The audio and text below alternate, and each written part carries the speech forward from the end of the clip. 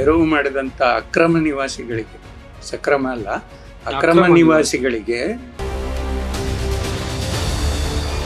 30 ವರ್ಷದ ಹಿಂದೆ ಅಲ್ಲಿದ್ದು ಕೋಗಿಲೆ ಕ್ರಾಸ್ ಹತ್ರ ವಿದ್ಯಾರಣ್ಯಪುರ ಏನು ಬಡಾವಣೆ ಆಗಿದೆ, ಅದೇ ಇರಲಿಲ್ಲ.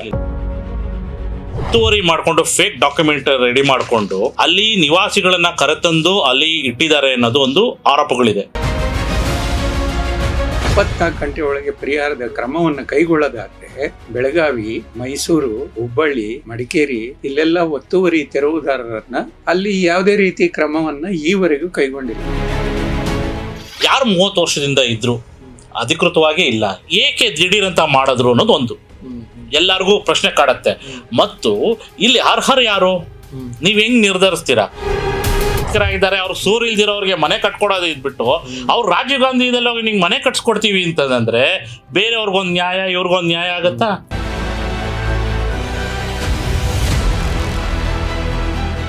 ಸ್ನೇಹಿತರೆ, ಈ ಸಂಜೆ ಇವತ್ತಿನ ವಿಶೇಷ ಕಾರ್ಯಕ್ರಮಕ್ಕೆ ಸ್ವಾಗತ.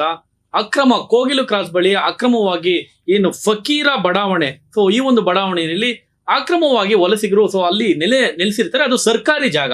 ಇದೀಗ ಜನಗಳಿಂದ ಆಕ್ರೋಶ ವ್ಯಕ್ತವಾಗ್ತಾ ಇರೋದು ಏನಂದ್ರೆ, ಸರ್ಕಾರ ಇದೀಗ ಅಕ್ರಮವಾಸಿಗಳಿಗೆ ಮನೆ ಭಾಗ್ಯ ಅಂದ್ರೆ ಮನೆಯನ್ನು ಕೊಡೋದಕ್ಕೆ ಮುಂದಾಗಿರುವಂತದ್ದು. ಈ ಕುರಿತು ಮಾತನಾಡೋದಕ್ಕೆ ನನ್ನೊಂದಿಗೆ ನಮ್ಮ ಸೀನಿಯರ್ ಆದಂತಹ ಜನಾರ್ದನ್ ಸರ್ ಇದ್ದಾರೆ, ರಾಮಚಂದ್ರ ಸರ್ ಇದ್ದಾರೆ.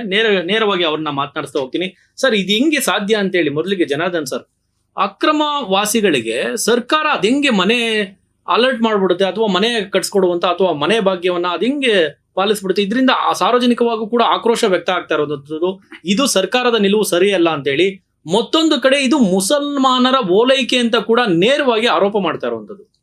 ಹೌದು, ನೀವು ಹೇಳ್ದಂಗೆ ಮುಸಲ್ಮಾನರ ಓಲೈಕೆ, ಅಲ್ಪಸಂಖ್ಯಾತರ ಓಲೈಕೆ ಅಂತ ಪ್ರತಿಪಕ್ಷಗಳು ಈಗ ಗಂಭೀರವಾದ ಆರೋಪವನ್ನು ಮಾಡ್ತಾ ಇದ್ದಾರೆ.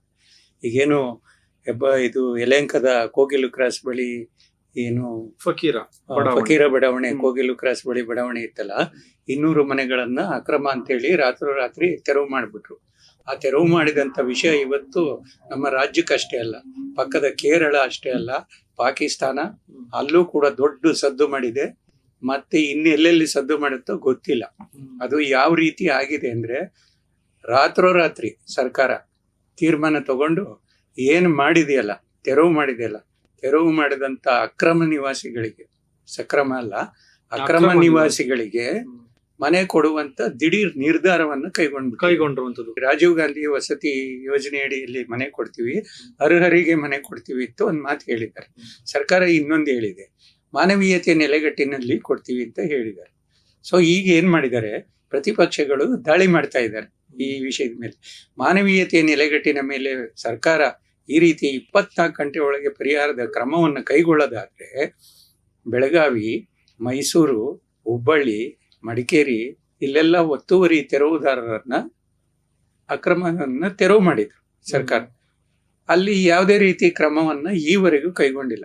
ಅಲ್ಲಿ ಒತ್ತುವರಿ ತೆರವು ಮಾಡ್ಬೇಕಾದ್ರೆ ಬಾಯಿ ಬಡ್ಕೊಂಡ್ರು ಜನ ಬೀದಿಗೆ ಬಿದ್ರು ಜನ. ಅಲ್ಲಿ ಏನು ಮಾಡಿಲ್ಲ. ಆಗ ಕರುಣೆ ಹೋಗ್ಲಿಲ್ಲ, ಇವಾಗ ಕರುಣೆ ಹೋಗ್ಬಿಟ್ಟು ಅದು 24 hours ಅಲ್ಲಿ CM ಖುದ್ದು DCM ಸ್ಥಳಕ್ಕೆ ಭೇಟಿ, ಇಡೀ ಆಡಳಿತ ಅಲ್ಲಿಗೆ ಹೋಗಿತ್ತು. ಆಮೇಲೆ ಕೇರಳದವ್ರು ಬಂದ್ರು, ಕೇರಳದ CM ಅಲ್ಲಿಂದ ಟ್ವೀಟ್ ಮಾಡ್ತಾರೆ, ಅಲ್ಲಿನ ಶಾಸಕರು ಬರ್ತಾರೆ. ಅದಲ್ದಲೆ AICC ಪ್ರಧಾನ ಕಾರ್ಯದರ್ಶಿಯವರು ನೀವು ಖುದ್ದು ಅಲ್ಲಿ ಕ್ರಮ ತಗೋಬೇಕು ಅಂತ ಹೇಳ್ತಾರೆ. ಏನಿದ್ರ ಮರ್ಮ ಏನು? ಅಲ್ಲಿ 200 ಮನೆಗಳಿಗೆ ಮಾಡ್ಕೊಳ್ಳೋ ಮರ್ಮ ಏನು ಇದ್ರ ಮರ್ಮ ಕುರಿತು ರಾಮಚಂದ್ರ ಸರ್ ಹತ್ರನು ಪ್ರಶ್ನೆ ಮಾಡೋಣ. ಸರ್, ಒಂದ್ ಕಡೆ ಎಲ್ಲೋ ಒಂದ್ ಕಡೆ ಇದು ಈ ಪ್ರಕರಣ ಎಲ್ಲೋ ಒಂದ್ ಕಡೆ ದಿಕ್ತಪ್ತಾ ಇದೆಯಾ ಅಂತ ಹೇಳಿ. ಯಾಕಂದ್ರೆ ಕೇರಳದ CM ಟ್ವೀಟ್ ಮಾಡುವಂಥದ್ದು, ಕೇರಳದ ಶಾಸಕರು ಇಲ್ಲಿ ಬರುವಂತದ್ದು, ಮಗದೊಂದು ಕಡೆ ಇಲ್ಲಿ ಪಾಕಿಸ್ತಾನ್ ಕೂಡ ಇಲ್ಲಿ ಈ ಒಂದು ವಿಚಾರವಾಗಿ ಧ್ವನಿ ಅಂದ್ರೆ ಮೂಗ್ ತೋರಿಸುವಂತ ಕೆಲಸ ಮಾಡ್ತಾ ಇರುವಂತದ್ದು. ಮುಸಲ್ಮಾನರ ಓಲೈಕೆನ ಏನ್ ನಡೀತಾ ಇದೆ ಇಲ್ಲಿ ಅಂತ ಹೇಳಿ ನೋಡಿ. ಈ ಪ್ರಕರಣವನ್ನ ಸೂಕ್ಷ್ಮವಾಗಿ ನೀವು ಗಮನಿಸಿದಾದ್ರೆ, ಆ ಪ್ರದೇಶ ಏನ್ ಬರುತ್ತೆ ಕೋಗಿಲೆ ಕ್ರಾಸ್ ಹತ್ರ, ನೀವು ಅವ್ರು ಹೇಳ್ತಾ ಇರೋದು 30 ವರ್ಷ ಇದ್ವಿ, 40 ವರ್ಷ ಇದ್ವಿ ಅಂತ ಹೇಳ್ತಾರೆ. 30 ವರ್ಷದ ಹಿಂದೆ ಅಲ್ಲಿದ್ದು ಕೋಗಿಲೆ ಕ್ರಾಸ್ ಹತ್ರ ವಿದ್ಯಾರಣ್ಯಪುರ ಏನ್ ಬಡಾವಣೆ ಆಗಿದೆ, ಅದೇ ಇರಲಿಲ್ಲ. ನೀವು ಪ್ರಾಮಾಣಿಕವಾಗಿ ನೋಡ್ಬೇಕಾದಾಗ ಅಲ್ಲಿ ಅದು ಒತ್ತುವರಿ ಮಾಡಿಕೊಂಡು ಫೇಕ್ ಡಾಕ್ಯುಮೆಂಟ್ ರೆಡಿ ಮಾಡಿಕೊಂಡು ಅಲ್ಲಿ ನಿವಾಸಿಗಳನ್ನ ಕರೆತಂದು ಅಲ್ಲಿ ಇಟ್ಟಿದ್ದಾರೆ ಅನ್ನೋದು ಒಂದು ಆರೋಪಗಳಿದೆ. ಈಗ ನೀವು ಅದನ್ನ ವಿಸ್ತೃತವಾಗಿ ಒಂದು ತನಿಖೆ ಹಂತದಲ್ಲಿ ತಗೊಂಡು ಹೋದ್ರೆ, ನೀವು ಅಲ್ಲಿ ಕೆಲವು ಬಾಂಗ್ಲಾದೇಶಿಗಳಿದ್ದಾರೆ, ಕೆಲವು ವಲಸಿಗರು ಬೇರೆ ಬೇರೆ ಕಡೆಯಿಂದ ಬಂದಿದ್ದಾರೆ. ರಾತ್ರೋರಾತ್ರಿ ಏನು ನೀವು ಕಾರ್ಯಾಚರಣೆ ನಡೆಸಿ ಮನೆಗಳನ್ನು ಒಡೆದಾಕೋದ್ರು ಒಂದು ಹಂತವಾದರೆ ಅಲ್ಲಿ ನೆಲೆಸಿರೋರು ಯಾರು? ಯಾರು 30 ವರ್ಷದಿಂದ ಇದ್ರು ಅಧಿಕೃತವಾಗಿ ಇಲ್ಲ. ಕೆಲವರಿಗೆ ಎಲ್ಲ ಏನು ಈ ಬೆಂಗಳೂರಿನಲ್ಲಿ ಹಲವಾರು ಮಂದಿ ವಲಸಿಗರು ಬಂದು ನೆಲೆಸಿದ್ದಾರೆ ಅಂತ ಒಂದು ದೊಡ್ಡ ಮಟ್ಟದ ಒಂದು ಕೂಗಿ ಆರೋಪಗಳು ಕೇಳಿ ಬರ್ತಾ ಇದೆ. ಬಾಂಗ್ಲಾದೇಶಗಳಿದ್ದಾರೆ, ಆ ಕಡೆ ಪಕ್ಕದ ಪಾಕಿಸ್ತಾನದವರು ಬಂದು ನೆಲೆಸಿದ್ರು ಸ್ವಾಮಿ. ನೀವು ನೋಡ್ತಾ ಇರ್ಬೋದು ಎಲ್ಲೆಲ್ಲ ಏನೇನಾಗ್ತಾ ಇದೆ ಅಂತ. ಭೂಮಿಗೆ ಒಂದು ಚಿನ್ನದ ಬೆಲೆ ಬಂದಿದೆ. ಆ ವಿದ್ಯಾರಣ್ಯಪುರ ಆ ಭಾಗದಲ್ಲಿ ಏನ್ BDA ಅಭಿವೃದ್ಧಿ ಪಡಿಸಿದೆ, ಕೆಲವೊಂದು KHB ಅಭಿವೃದ್ಧಿ ಪಡಿಸಿದೆ, ಅಲ್ಲೆಲ್ಲ ಒಂದು ಪ್ರತಿಷ್ಠಿತ ಬಡಾವಣೆಗಳಲ್ಲಿ ಯಲಹಂಕ ಕಡೆ ಬಂದಿದೆ. ಅಲ್ಲಿ ಹೊರವಲಯ ಅಂತಿತ್ತು ಸ್ವಲ್ಪ ದಿನ, ಒಂದು 30 ವರ್ಷದ ಹಿಂದೆ ನೀವು ಅದನ್ನೇ ಹೇಳ್ಕೊಂಡ್ ಬಂದ್ರೆ, 30 ವರ್ಷದ ಹಿಂದೆ ಬಂದ್ರೆ ಯಲಹಂಕ ಹೊರವಲಯ ಒಂದು ಗ್ರಾಮ ತರ ಇತ್ತು. ಈಗ ಏನು ಬದಲಾವಣೆ ಇದಾದ ತಕ್ಷಣ ಇಲ್ಲಿ ಬಂದಿದೆ. ಅದು ಯಾರ ಅಂತ ನೀವೇನು ಹೇಳ್ತೀರಾ, ಒಟ್ಟು 15 ಎಕರೆ ಪ್ರದೇಶದಲ್ಲಿ 5 ಎಕರೆ ಇವಾಗ ವಿವಾದಕ್ಕೆ ಈಡೇ ಆಗಿದೆ. ಅದು ಫೇಕ್ ಡಾಕ್ಯುಮೆಂಟ್ ಅಂತ ಪ್ರೂವ್ ಆಗಿದೆ. ಈ BBMP ಅವರು ಕೂಡ ಅಲ್ಲಿ ಏನ್ ಘನತ್ಯಾಜ್ಯ ವಸ್ತುಗಳನ್ನ ಅದೆಲ್ಲ ವಿಲೇವಾರಿ ಮಾಡ್ಬೇಕು ಅನ್ನೋ ದೃಷ್ಟಿಯಿಂದ ಆ ಭಾಗದಲ್ಲಿ ಬರುವಂತ ಒಂದು ನಿರ್ಧಾರ ಮಾಡಿದ್ರು.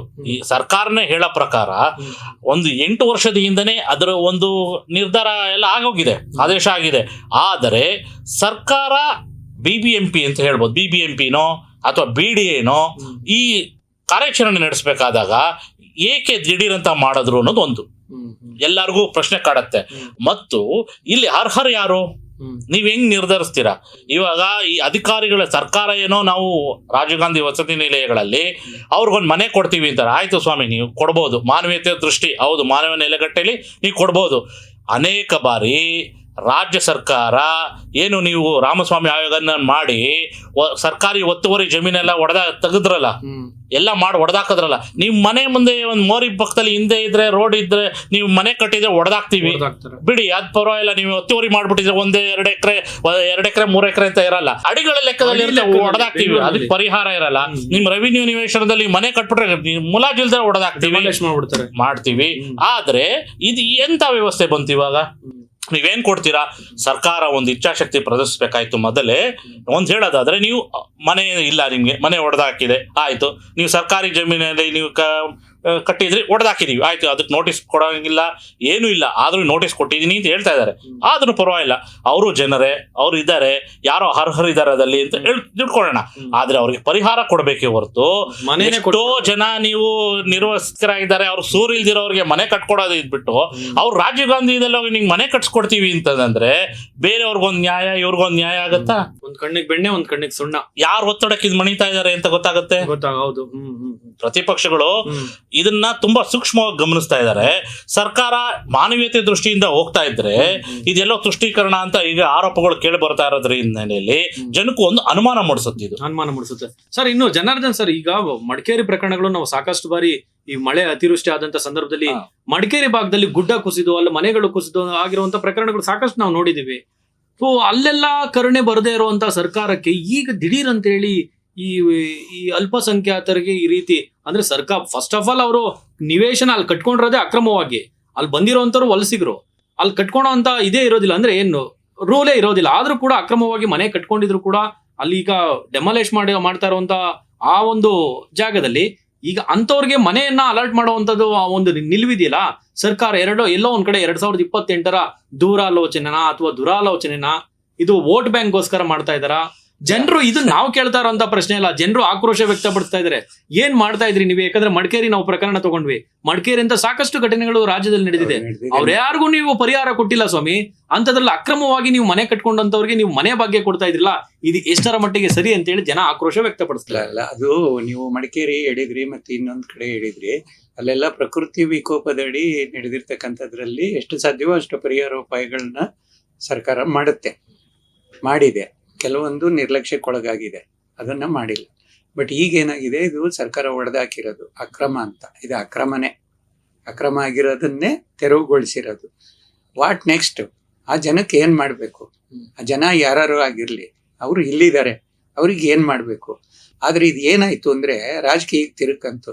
ಯಾವಾಗ ಕೇರಳದವ್ರು ಬಂದ್ರು, ಯಾವಾಗ AICC ಅವರು ಇದಕ್ಕೆ ಎಂಟ್ರಿ ಆದ್ರು, ಅವಾಗ ಇದು ರಾಜಕೀಯಕ್ಕೆ ತಿರುಕಂತು. ಮತ್ತೆ ಅಲ್ಲಿರೋರು ಯಾರು ಅಲ್ಲಿರೋರು? ಅಲ್ಪಸಂಖ್ಯಾತರ, ರೋಹಿಂಗಿಗಳ, ಬಾಂಗ್ಲಾದವರ, ಅಕ್ರಮ ವಲಸಿಗರ?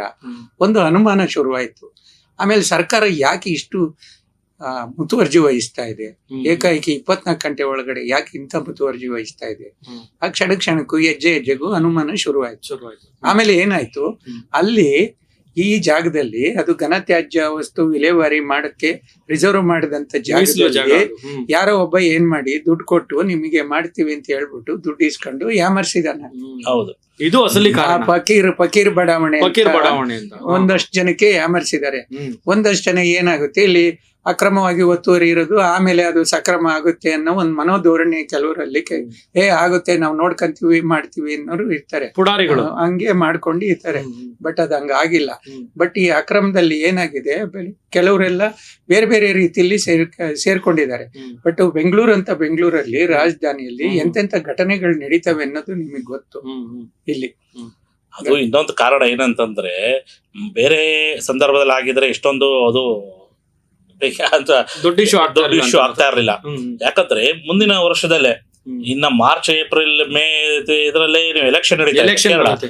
ಕೇರಳ ಎಲೆಕ್ಷನ್ ನಲ್ಲಿ ಕಾಂಗ್ರೆಸ್ಗೆ ಇದೊಂದು ದೊಡ್ಡ ಸ್ಥಳೀಯ ಸಂಸ್ಥೆ ಚುನಾವಣೆಯಲ್ಲಿ ದೊಡ್ಡ ಮಟ್ಟದಲ್ಲಿ ಗೆಲುವು ಸಿಕ್ಕಿದೆ. ಈ ಎಲ್ಲ ಗೆಲುವು ಸಿಕ್ಕಿರೋದ್ರಿಂದ ಎಲ್ಲೋ ಇದು CPM ಎಡಪಕ್ಷಗಳಿದೆ, ಅದಕ್ಕೆ ಒಂದು ಪ್ಲಸ್ ಪಾಯಿಂಟ್ ಆಗ್ಬಿಡತ್ತೆ ಅನ್ನೋ ದೃಷ್ಟಿಯಿಂದ ಕಾಂಗ್ರೆಸ್ಗೆ ಇಲ್ಲಿ ಒಂದು ಕರ್ನಾಟಕದಲ್ಲಿ ಪ್ಲೇ ನಡೀತಾ ಇದೆ, ಒಂದು ಪ್ಲೇಸ್ ಆಗುವಂತದ್ದು. ಹೌದೌದು, ಅಲ್ಲಿ LDF UDF ನಡುವೆ ಫೈಟ್ ಇದೆ. UDF ಅವರು ಅಲ್ಲಿ ಚೆನ್ನಾಗಿ ಜಯ ಸಾಧಿಸಿದ್ದಾರೆ ಸ್ಥಳೀಯ ಸಂಸ್ಥೆಗಳಿಗೆ. ಅಲ್ಲಿ ಏನಾಗಿದೆ, ಆ UDF ಮತ್ತೆ LDF ನಡುವೆ ನೋಡಿ, ನಿಮಗೆ ತಿರುವನಂತಪುರದಲ್ಲಿ ಅಂದ್ರೆ ರಾಜಧಾನಿಯಲ್ಲಿ ಬಿಜೆಪಿ ವೋಟ್ ತಗೊಳುತ್ತೆ, UDF ಮತ್ತೆ LDF ನಡುವೆ ಅಲ್ಪಸಂಖ್ಯಾತರ ವೋಟ್ ಛಿದ್ರ ಆಗುತ್ತೆ, ಅಲ್ಲಿ ಅಂದ್ರೆ ಡಿವೈಡ್ ಆಗುತ್ತೆ. ಅಲ್ಲಿ ಒನ್ ಸೈಡೆಡ್ ಇತ್ತು, ಈಗ ಡಿವೈಡ್ ಆಗಿದೆ. ಈಗ ನೆಕ್ಸ್ಟ್ ಅದು ಬಿಜೆಪಿಗೆ ಪ್ಲಸ್ ಆಗುತ್ತೆ. ಆ ಡಿವೈಡ್ ಇಲ್ಲಿ ಬಿಜೆಪಿಗೆ ಪ್ಲಸ್ ಆಗುತ್ತೆ. ಇದು ಒಟ್ಟಾರೆ ಒಂದು ರಾಜಕೀಯಕ್ಕೆ ತಿರ್ಕೊಂಡು ಒಂದು ತ್ರಿಕೋನ ಸ್ಪರ್ಧೆ ಆಗೋ ಸಾಧ್ಯತೆ ಕೂಡ ಇದೆ. ಹಂಗಾಗಿ ಇದು ಟೋಟಲಿ ಒಳ್ಳೆ ರಾಜಕೀಯಕ್ಕೆ ತಿರ್ಕೊಂಡಿದೆ. ಓಕೆ ಸರ್, ಧನ್ಯವಾದಗಳು ಸರ್. ನೋಡಿದ್ರಲ್ಲ ಸ್ನೇಹಿತರೆ, ಇದು ಕೋಗಿಲು ಕ್ರಾಸ್ ನ ಈ ಒಂದು ಬಡಾವಣೆಯಲ್ಲಿ ಫಕೀರ್ ಬಡಾವಣೆಯ ಈ ಒಂದು ಪ್ರಕರಣ ನಿಜಕ್ಕೂ ಎಲ್ಲರೂ ಜನರು ಕೂಡ ಆಕ್ರೋಶವನ್ನ ವ್ಯಕ್ತಪಡಿಸ್ತಾ ಇರುವಂತದ್ದು. ಯಾಕಂದ್ರೆ ಆಲ್ರೆಡಿ ಅಕ್ರಮವಾಗಿ ಅಲ್ಲಿ ವಲಸಿಗರು ಅಕ್ರಮವಾಗಿ ಅಲ್ಲಿ ನೆಲೆಸಿರುವಂತವ್ರಿಗೆ ದಿಢೀರ್ ಅಂತೇಳಿ ಸರ್ಕಾರ ಇದೀಗ ಮನೆ ಭಾಗ್ಯವನ್ನ ಕರುಣಿಸುವುದಕ್ಕೆ ಹೋಗ್ತಾ ಇರುವಂತದ್ದು. ಜನರು ಆಕ್ರೋಶ ವ್ಯಕ್ತಪಡಿಸ್ತಾ ಇದ್ದಾರೆ. ನಿಮ್ಮ ಅನಿಸಿಕೆಯನ್ನು ಈ ಒಂದು ಘಟನೆಗೆ ಸಂಬಂಧಪಟ್ಟ ಹಾಗೆ ಕಾಮೆಂಟ್ ಮಾಡಿ. ನೋಡ್ತಾ ಇರಿ ಸಂಜೆ ನ್ಯೂಸ್, ಇದು ಸಮಸ್ತ ಕನ್ನಡಿಗರ ಧ್ವನಿ.